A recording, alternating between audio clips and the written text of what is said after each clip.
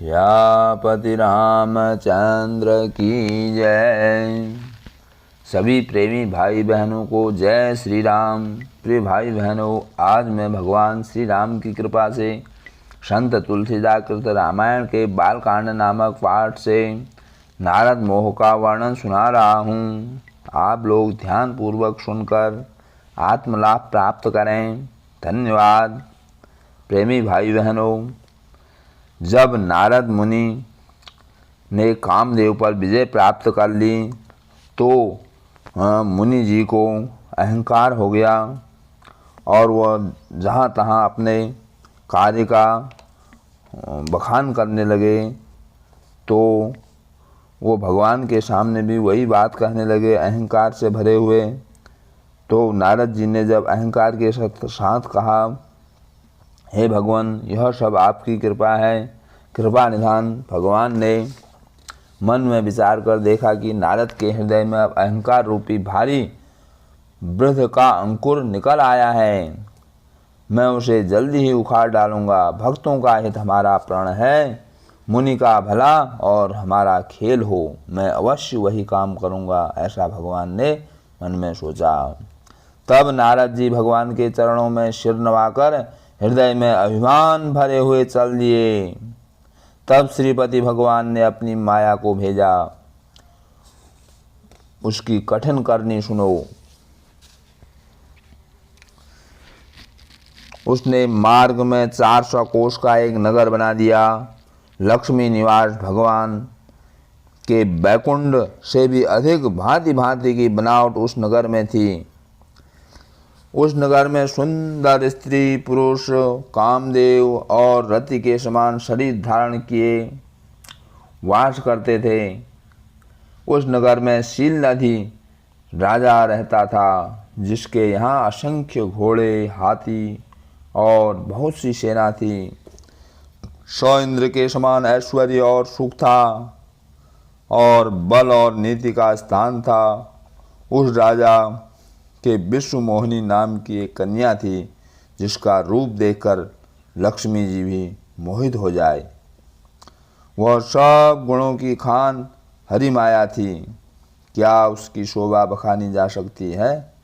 यह राजकुमारी का स्वयंवर करना चाहती थी। इस कारण बहुत से राजा वहां आए हुए थे। खिलवाड़ी नारद मुनि उस नगर में गए और नगरवासियों से सब हाल पूछा। सब समाचार सुनकर राजमहल में आए। राजा ने मुनि की पूजा करके उन्हें आसन पर बैठाया। राजा ने राजकन्या लाकर नारद जी को दिखाई और कहा, हे नाथ, अपने हृदय में विचार कर इस राजकुमारी के दोष गुण कहिए। उसका रूप देखकर मुनि अपना वैराग्य भूल गए। बड़ी देर तक उसकी ओर देखते रहे। उसके लक्षण देखकर अपने को भूल गए। मन में बहुत प्रसन्न हुए, पर प्रत्यक्ष में उन लक्षणों को नहीं कहा। जो इस कन्या को वरेगा वह अमर हो जाएगा और रणभूमि में उसे कोई नहीं जीत सकेगा। सब चराचर जीव उसकी सेवा करेंगे, जिसे शील निधि की कन्या बनेगी। सब लक्षण विचार कर मन में रख लिए और कुछ बनाकर राजा से कह दिया। राजा से कन्या को सुलक्षणी कहकर नारद जी मन में सोच करते हुए चले।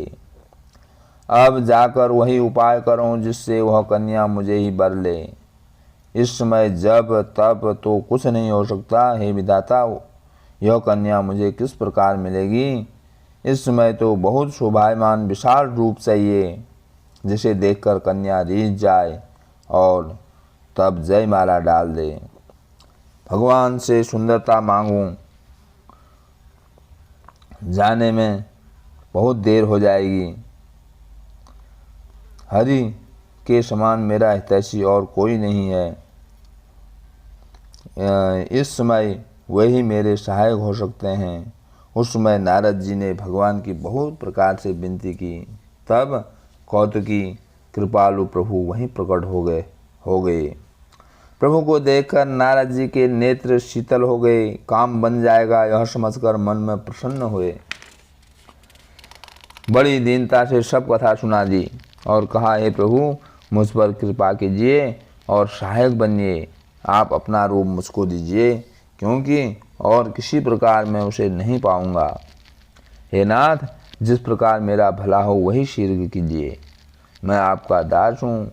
अपनी माया का बड़ा प्रभाव देखकर दीनों पर दया करने वाले भगवान मन ही मन हंसकर बोले, हे नारद मुनि, सुनो, जिस प्रकार से तुम्हारा हित होगा हम वही करेंगे और कुछ नहीं। हमारा वचन मिथ्या नहीं है। हे योगी मुनि, सुनो, रोग से पीड़ित रोगी जैसे कुपथ्य मांगे तो भी वैद्य नहीं देता, इसी प्रकार मैंने तुम्हारा हित विचार लिया है। ऐसा कहकर भगवान अंतर्ध्यान हो गए। नारायण की माया के वश में होकर मुनि ऐसे मोहित हो गए कि भगवान की स्पष्ट वाणी को भी नहीं समझ सके। ऋषिराज तुरंत वहां गए जहां स्वयं पर भूमि रची गई थी। अपने अपने आसन पर राजा लोग बन ठन कर समाज सहित बैठे हुए थे। मुनि के तन में बड़ी प्रसन्नता थी कि मेरा रूप सबसे बढ़कर है। यह राजकन्या मुझे छोड़कर फूल से भी किसी दूसरे को नहीं बरेगी। मुनि के हित के लिए कृपा निधान भगवान ने ऐसा कुरूप दिया जो कहा नहीं जा सकता। यह चरित्र किसी ने नहीं जाना। नारद जानकर सभी ने सिर नवाया। वहाँ शिवजी के 2 गण थे। वे सब भेद जानते थे। वे भी बड़े खिलवाड़ से ब्राह्मण के वेश में वहाँ का कौतुक देखते फिरते थे। जिस मंडली में नारद मुनि मन में अपने रूप का बड़ा घमंड किए जा बैठे थे, वहीं महादेव जी के दोनों गण बैठे थे, परंतु ब्राह्मण का रूप होने के कारण उन्हें कोई नहीं पहचानता था। नारद जी को सुनाकर वह दोनों व्यंग करने लगे कि भगवान ने इनको अच्छी सुंदरता दी है। राजकन्या इनकी छवि देखकर रीझ जाएगी। इन्हीं को साक्षात हरि बानर जानकर बरेगी। मुनि तो मोह में थे, क्योंकि मन पराये हाथ में था। शिवजी के गण हंसी कर रहे थे। यद्यपि मुनि उनकी अटपटी बातें सुन रहे थे, यद्यपि कुछ बात समझ नहीं पड़ती थी, क्योंकि बुद्धि तो भ्रम में पड़ी थी। यह विशेष चरित्र किसी ने न जान पाया। राजकन्या ने वह रूप देखा। बंदर का मुंह और भयंकर शरीर देखकर उसके हृदय में बड़ा क्रोध हुआ। तब राजकन्या सखियों को संग लिए राजहंसनी के समान मंद मंद गति से चली और कमल स्वरूप हाथों में जयमाल लिए सब राजाओं को देखती हुई विचरने लगी। जिस ओर नारद जी अभिमान में फूले बैठे थे, उस ओर राजकन्या ने भूल कर भी न देखा। नारद मुनि बारंबार ऊपर को उछलते और घबराते थे। यह दशा देखकर शिवजी के गण मुस्कुराते थे। राजा का रूप बनाकर कृपालु भगवान वहां गए। उन्हें देखते ही राजकन्या ने प्रसन्न होकर गले में जय माला पहना दी। दुल्हन को लक्ष्मी निवास स्थान भगवान ले गए और सब साज समान निराश हो गया। नारद मुनि मोह से बुद्धि नष्ट हो जाने के कारण बहुत ही व्याकुल हुए, मानो गांठ से छूट कर मणि गिर गई हो। तब दोनों रुद्रगण हंसकर बोले, अपना मुख तो दर्पण में जाकर देखो। ऐसा कहकर वे दोनों बहुत डरकर भागे। मुनि ने जल में झांक कर अपना मुंह देखा। बंदर का रूप देखकर बहुत ही क्रोध बढ़ा। उन रुद्रगणों को महाघोर शाप दिया, तुम दोनों छली और पापी हो, जाकर राक्षस हो जाओ। हमको देखकर हंसे तो उसका फल भोगो। फिर किसी मुनि की हंसी करना,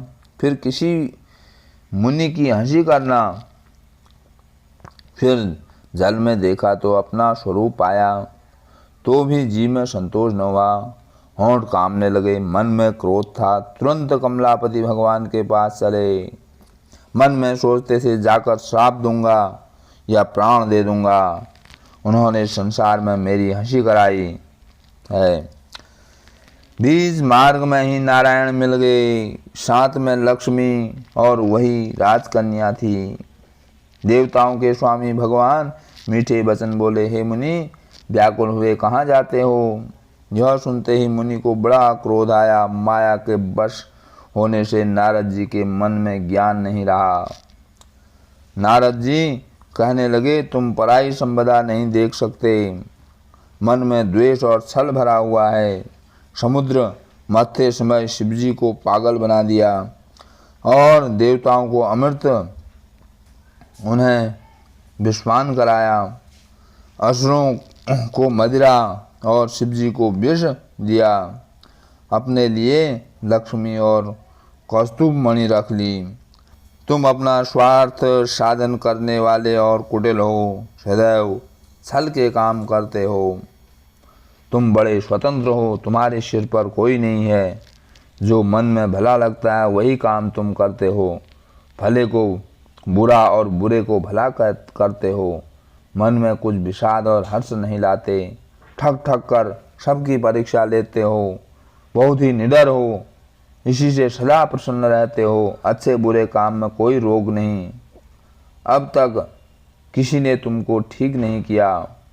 अब अच्छे घर में बयाना दिया है, अपने किए का फल पाओगे।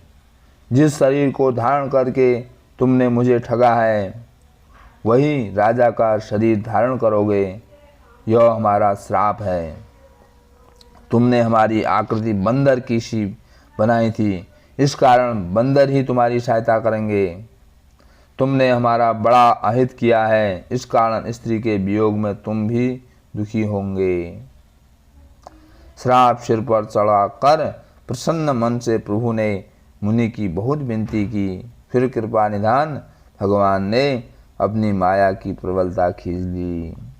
जब हरि भगवान ने माया दूर कर दी तो वहाँ लक्ष्मी जी रही, न राजकुमारी ही। तब मुनि ने बहुत डर कर श्री हरि के चरण पकड़ लिए। बोले, हे भक्तों के दुख दूर करने वाले मेरी रक्षा करो। हे कृपालु, मेरा श्राप मिथ्या हो जाए। तब दीनदयाल प्रभु ने कहा, यह मेरी इच्छा से ही हुआ है। नारद जी ने कहा, मैंने आपको अनेक दुर्वचन कहे हैं, मेरे यह पाप कैसे दूर होंगे?